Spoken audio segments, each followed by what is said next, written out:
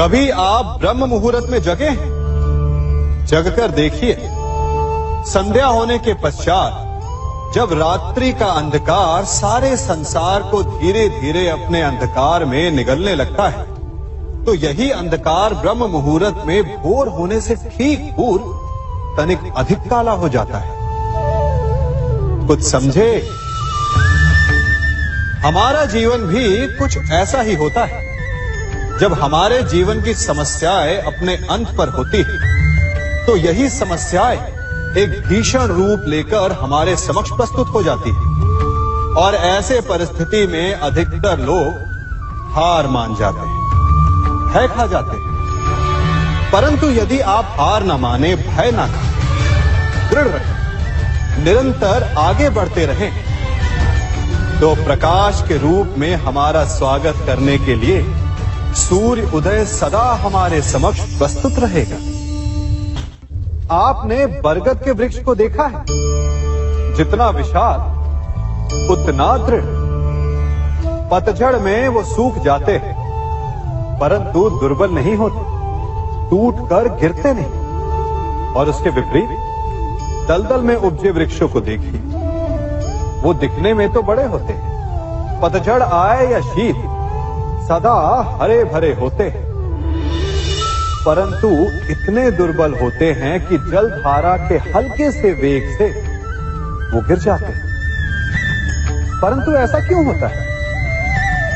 कारण है जड़ें। जिसकी जड़ें दृढ़ भूमि में है, वो हर चक्रवात, हर ऋतुओं को सह लेता है, और जिसकी जड़ें दलदल में है, वो स्वयं की जड़ों को दुर्बल बना लेता है। कुछ ऐसा ही मनुष्य भी होता है, जो अधर्म, कुकर्म और असत्य की धरा पर उपजा है।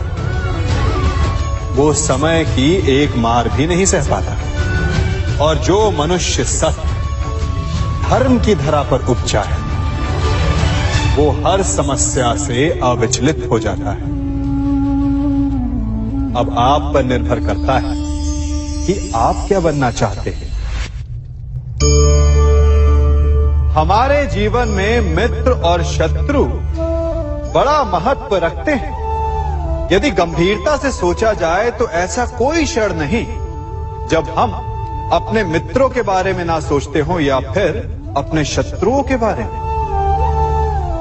हमारा हर कार्य या तो हमारे मित्रों के हित के लिए होता है या फिर हमारे शत्रुओं के अहित के लिए।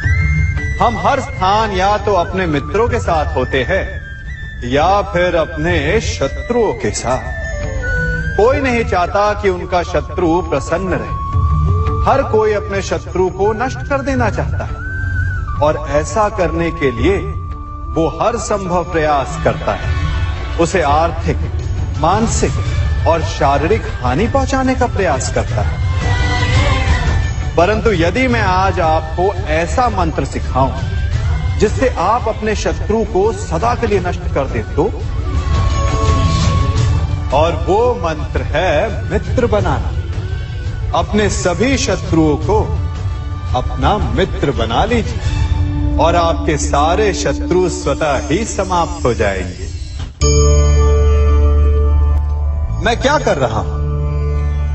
मैं दिए प्रज्वलित कर रहा हूं ताकि अंधकार को मिटा सकूं। अब आप कहेंगे कि इसमें कौन सी बड़ी बात है ना? परंतु इसमें महत्वपूर्ण बात समझने के लिए यह है कि मैं क्या नहीं कर रहा हूं, और मैं अंधकार नहीं कर रहा हूं। क्योंकि अंधकार को मिटाने के लिए प्रकाश का अस्त्र तो उठाना ही पड़ता है। बुराई को बुराई से नहीं, अच्छाई से जीता जाता है। अन्याय को अन्याय से नहीं, न्याय से लड़ा जाता है। क्रोध को क्रोध से नहीं, क्षमा का साथ लेना होता है। ठीक उसी प्रकार एक लोहा लोहे को काटता है, परंतु एक ठंडा लोहा ही गर्म लोहे को काट सकता है। इसलिए यदि आपको अपने जीवन में विजयी होना है, तो अपने शस्त्रों को, अपने अस्त्रों को सोच समझ कर उठाइए, क्योंकि एक अनुचित सोच परिणाम पर भारी प्रभाव डाल सकती है। आप सब सोच रहे होंगे कि ये क्या मैं करने लगा।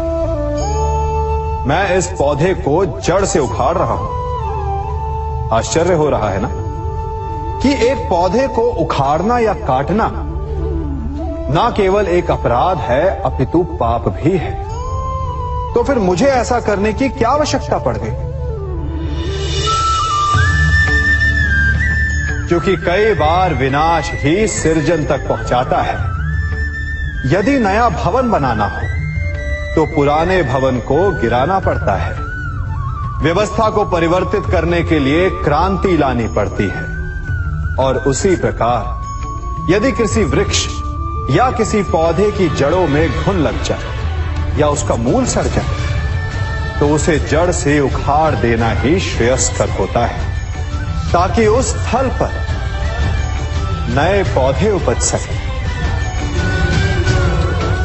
युद्ध करना पर्याय नहीं, परंतु कभी कभी शांति के लिए युद्ध करना आवश्यक हो जाता है। सार में सबसे श्रेष्ठ क्या है? फूल या कांटे, प्रेम या घृणा, संपन्नता या दरिद्रता, मित्र या शत्रु? बताइए। अब आप भी कहेंगे कि भला ये कोई पूछने की बात हुई?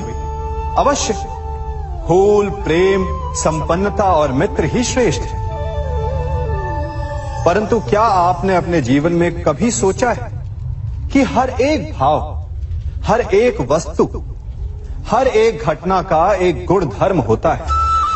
त्वचा पर जलन करने वाले फूलों से अधिक श्रेष्ठ वो कांटे हैं जिनसे आप अपने घर की बाढ़ बनाते हैं ताकि वन्य पशु आपके भीतर ना आ सके। वो प्रेम श्रेष्ठ नहीं जो आपको अंधा, लोभी, पक्षपाती बनाता। वो घृणा श्रेष्ठ है जो आपको नया मार्ग दिखाते।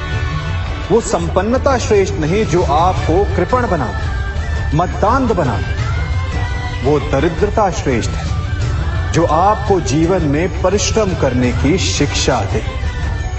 कुविचार देने वाले, बुरा मार्ग दिखाने वाले मित्रों से अधिक श्रेष्ठ वो शत्रु होते हैं जो हमें जीवन का लक्ष्य दे दे। इसलिए अपने जीवन में हर वस्तु, हर भाव, हर घटना के गुण धर्म को पहचानिए और उसके पश्चात अपना चयन कीजिए। स्वर्ण, हम सभी को अपने जीवन में स्वर्ण से कभी ना कभी कुछ ना कुछ थोड़ा या अधिक मोह होता ही है ना? परंतु क्या आपने कभी सोचा कि स्वर्ण को प्राप्त कैसे किया जाता है? जब भूमिगत खदानों से स्वर्ण को निकाला जाता है तब वो एक पाषाण की भांति होता है। ऐसा पाषाण जिससे आप किसी को भी मार सकते हैं, परंतु उसे आभूषण के रूप में स्वयं के शरीर पर धारण नहीं कर सकते। यदि उसे आभूषण बनाना है तो उसे लंबी यात्राएं करनी होती है। उस पाषाण को पिघलना होता है। सोनार के हथौड़ी की अनेकों चोटें खानी पड़ती है, फिर काट छाट और उसके पश्चात जाकर वो ऐसा आभूषण बनता है जो हमें वर्षों तक, सदियों तक लुभाता रहता है। इसलिए यदि आपको समय पर विजय पानी है तो स्वयं के निर्माण पर समय देना होगा।